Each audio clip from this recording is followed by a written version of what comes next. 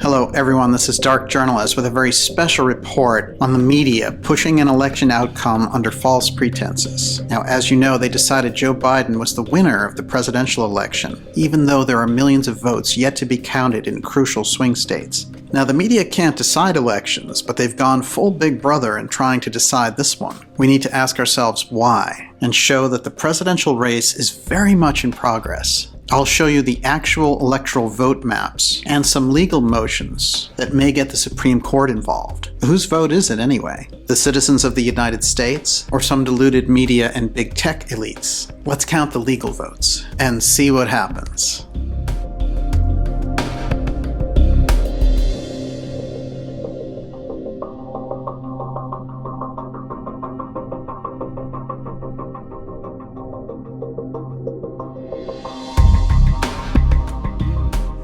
Okay, so this is the map and where things stood before they called the race for Biden in the media, which was a false call, and I'm going to show you why. And there's nothing official about that call. It's a low point for the New York Times, the Wall Street Journal, Fox News, and all that participated in it. And interestingly enough, it happened just 2 minutes before the lawyer for President Trump, Rudy Giuliani, was to come out and talk about the various legal cases that are launching Monday in this race.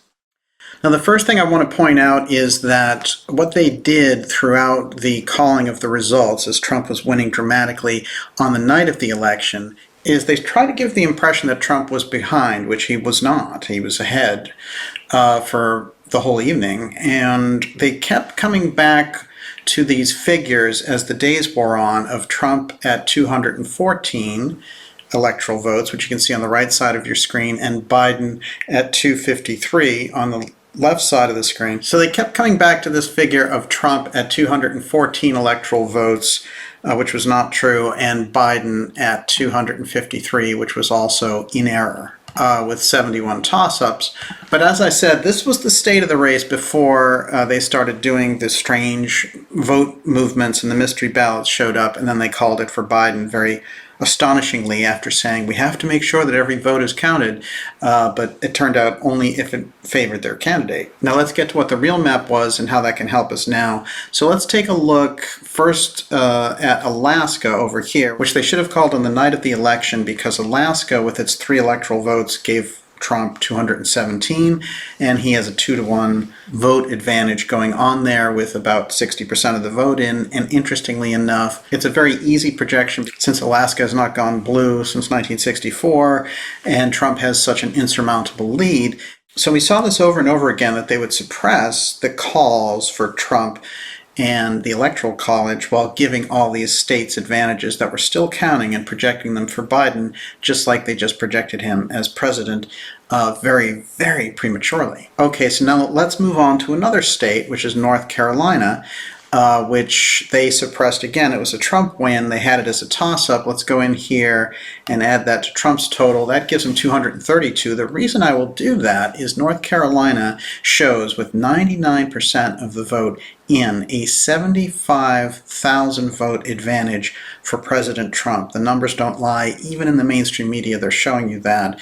And so that is clearly a Trump win in North Carolina. No doubt about it. Now in Georgia, Trump had an insurmountable lead going into the home stretch, and out of the blue they started finding mystery ballots and things. But it's as it goes into a recount, you're going to see that go back into Trump's column, and you're going to see a lot of these predictions about Biden in Georgia just won't hold up. There are also, I'm not even getting into the allegations of voter fraud yet, but we're going to put the Georgia back into Trump's solid Republican category. So we're going to put Georgia back into Trump's category. So Trump at a certain point with an insurmountable lead, especially on election night, and with the recount election that they're going to have to do in Georgia and throwing out a lot of those mystery ballots, you're going to find Georgia going right back into Trump's column for the win, which they wouldn't report or project. but that would give Trump 248 versus the media projection of 253 for Biden, leaving only 37 toss-up electoral votes left. Now let's move this up to Pennsylvania, and Pennsylvania is very interesting because Trump at one point had an 800,000 vote advantage, clearly dominating the state, and then again they stopped counting mysteriously, mystery ballots show up, and they're trying to project it for Biden. What they've done after this strange mystery ballot activity, with then the strange call, the false call by the media for the Biden campaign, is they've tried to put Biden over the top with that and then call it and just hope nobody looks into it any further, and it just becomes the norm. I can tell you that Trump's lead in Pennsylvania is insurmountable. I'm going to move that back under Trump's win for the Electoral College, bringing him up to 268 to Biden's 253 with 17 toss-ups there in the middle. So there's only really 17 electoral votes left. Nevada has 6 and Arizona has 11. Now the media, shortly after they called Pennsylvania for Biden, also mysteriously called Nevada. Well, here's what's odd about that. Nevada's actually accepting mail-in ballots until November 10th. So they have no way to know the full count. We have about 180,000 votes outstanding there, with about a 15,000 advantage right now for Biden that could easily be overturned, so they have to wait that one out. That one is truly a toss-up. Since they gave it to Biden, we did not give him Pennsylvania, that literally just gives him 259. Neither of these candidates would have enough electoral votes to win, and this is very important. So let's put Nevada back into the toss-up category and go to Arizona. Well, Arizona's an odd case because Fox News very early on election night called it for Joe Biden. This is very odd for a lot of reasons, because there were so many votes from different counties that were favorable to Trump that had yet to come in. Now, Arizona has 11 electoral votes, and oddly enough, on election night, Fox News, of all media companies, called it for Joe Biden. Very unusual considering there were so many counties that were still out, and which are still out currently, that are favorable to Trump, and as the days go by, that lead for Biden dwindles and Trump is rising. Now, even though Fox News and AP gave Arizona to Biden and Harris, the New York Times didn't, which is very significant because they knew it was too close to call and that Arizona was going to be counting and that Trump's lead in those counties may be insurmountable, especially since Arizona is known as a red state and hasn't gone Democrat in many elections. Even if Biden won it, it would only take him up to 264 electoral votes.